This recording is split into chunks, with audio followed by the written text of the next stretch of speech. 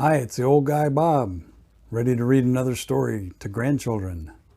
This one's called A Story, a Story. It was actually a Caldecott Medal winner. It was published in 1970. Now, of course, you know we lived in Africa for many years, and I just loved hearing the stories they would tell over there about how things happened or came to be. There were many funny tales and interesting. Well, this story is about how we even came to have stories in the first place. So let's read A Story, a Story, an African tale retold and illustrated by Gail E. Haley. Many African stories, whether or not they are about Kwaku Anansi, the Spider-Man, are called spider stories.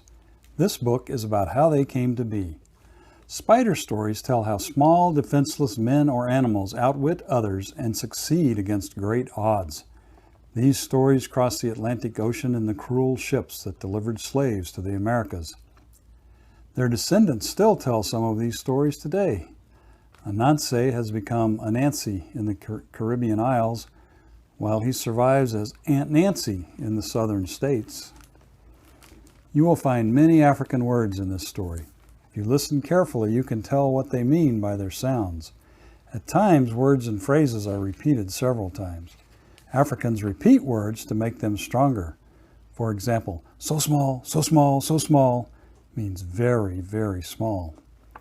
The African storyteller begins. We do not really mean that what we are about to say is true. A story, let it come, let it go. Once, O small children, round my knee, there were no stories on earth to hear. All the stories belonged to Nyame, the sky god. He kept them in a golden box next to his royal stool.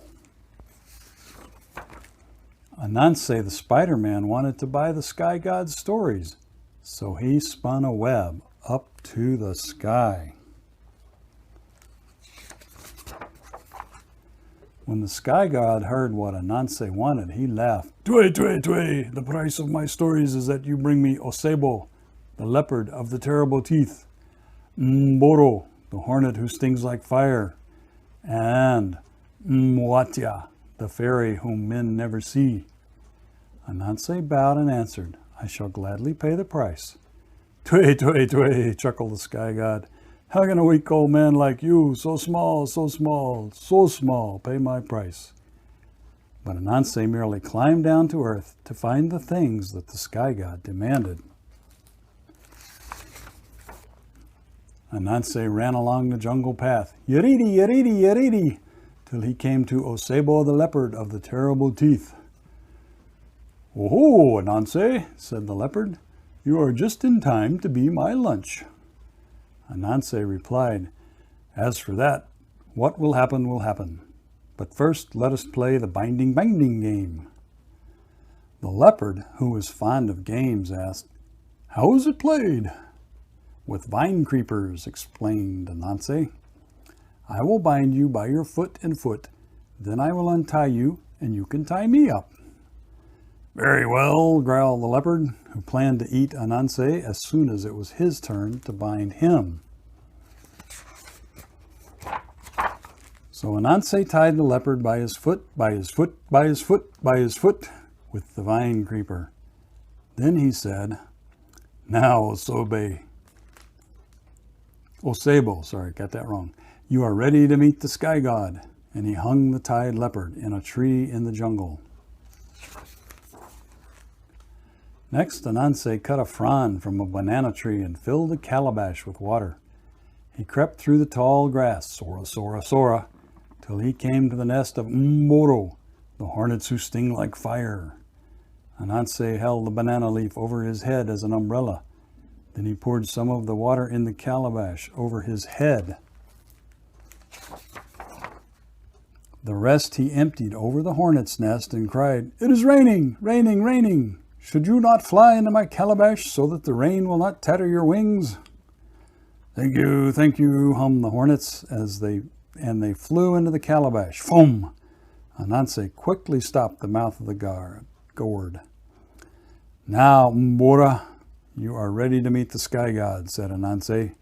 and he hung the calabash full of hornets onto the tree next to the leopard. Anansi now carved a little wooden doll holding a bowl.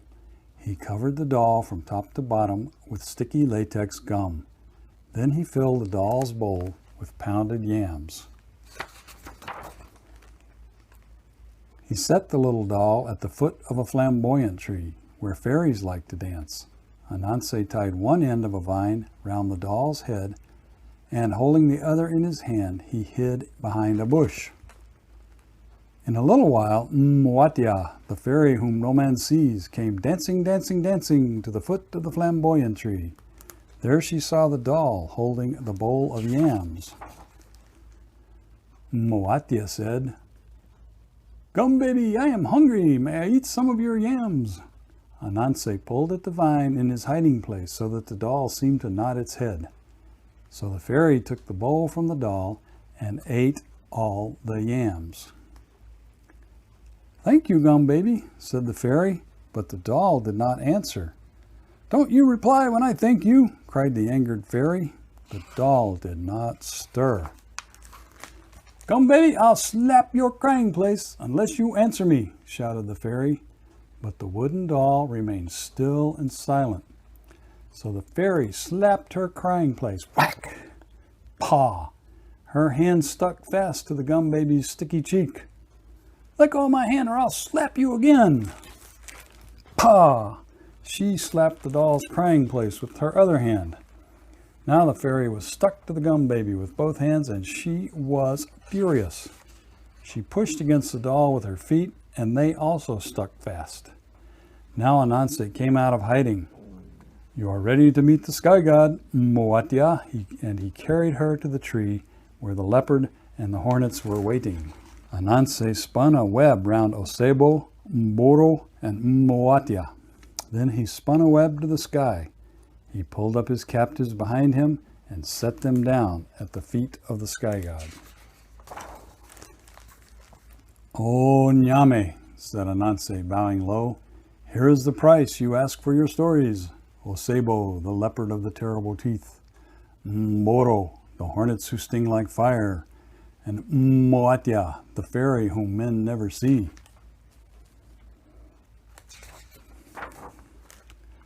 Nyame, the sky god, called together all the nobles of his court and addressed them in a loud voice. "Little Anansi, the Spider-Man, has paid me the price I asked for my stories. Sing his praise, I command you." "From this day and going on forever," proclaimed the sky god, "my stories belong to Anansi and shall be called Spider Stories." "Hey, hey, hey," shouted all the assembled nobles. So Anansi took the golden box of stories back to earth to the people of his village. And when he opened the box, all the stories scattered to the corners of the world, including this one.